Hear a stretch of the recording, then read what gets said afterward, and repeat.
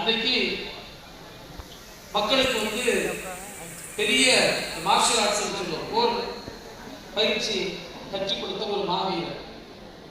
அவர் ஒரு சிவனடியார்.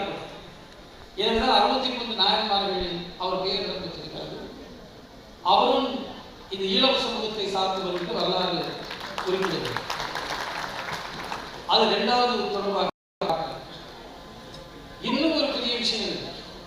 பார்த்தீங்கன்னா வேதகாலத்தின் பிற்பகுதியில் இந்திய துணைக்கண்டத்தின் பூர்வக்குடி மக்களாகிய நாம் சாதி ரீதியாக கூறுபடுத்தப்பட்டு பல்வேறு வேற்றுமைகள் ஏற்பட்டு அதனால் பல கொடுமைகள் அனுபவித்த 1822 முதல் முறையாக உரிமைகள் கேட்டு, குறிப்பாக பெண்களுக்கான உரிமைகள், அவர்கள் தோல்சிலை அணிகின்ற உரிமை கேட்டு மிகப்பெரிய போராட்டம் நடைபெற்றது. கன்னியாகுமரியில் தொடங்கி அதைத் தொடர்ந்து நம்முடைய ஸ்ரீநாராயண குரு மூலமாக கேரளா முழுவதும் பரவி அன்றைக்கு உரிமை பெறுவதற்கு அடித்தளம் அமைந்தது கன்னியாகுமரியில், கேரளாவில். எனவே இப்படி நம்முடைய தொடர்பை பற்றி பேசிக் கொண்டிருந்தால் நிறைய காரியங்கள் பேச முடியும். உண்மையிலேயே நம்முடைய அன்புக்குரிய அண்ணன் சொன்னார், நம்முடைய முகமது அவர் ஒரு இஸ்லாமிய சமூகத்தில் பிறந்தவராக இருந்தாலும் இன்றைக்கு நாராயணகுரு அவருடைய போதனைகளை முன்னெடுத்து செல்லுகின்ற ஒரு அரும்படியை அவர் செய்து கொண்டிருக்கிறார் என்று அவர் குறிப்பிட்டார். நான் சொல்லுகிறேன், அவர் முகமது மட்டுமல்ல, அனைத்து மக்களும் இன்றைக்கு அதை எடுத்து செல்ல வேண்டும்.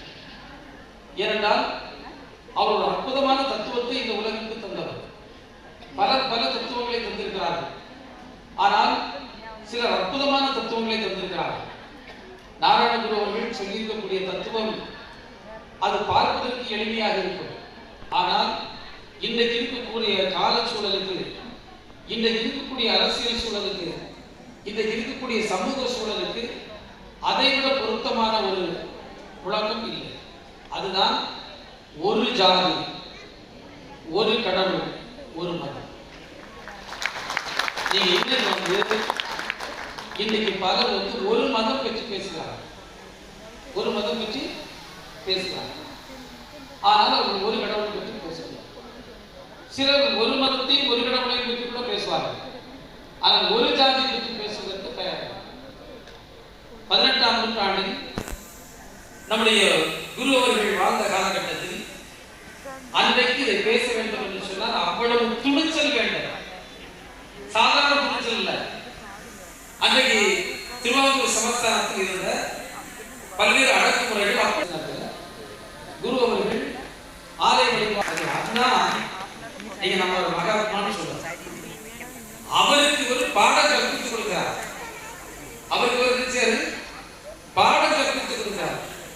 நம்ம நாட்டை பிடித்திருக்கக்கூடிய இழுக்கு சாதி வேறுபாடு, நம்ம நாட்டை பிடித்திருக்கக்கூடிய இழுக்கு இந்த ஏற்றத்தாழ்வு, இந்த தீண்டாமை, எனவே இந்த தீண்டாமை என்கின்ற கொடுமை ஒழித்து எல்லோரும் சமம் என்கின்ற எண்ணத்தோடு நாம் இணைந்து போராடுகின்ற நேரத்தில் சுதந்திரம் எளிதாக சாத்தியமாகும் என்று மிக அற்புதமாக அன்றைக்கு அவருக்கு பதில் கொடுத்தார்.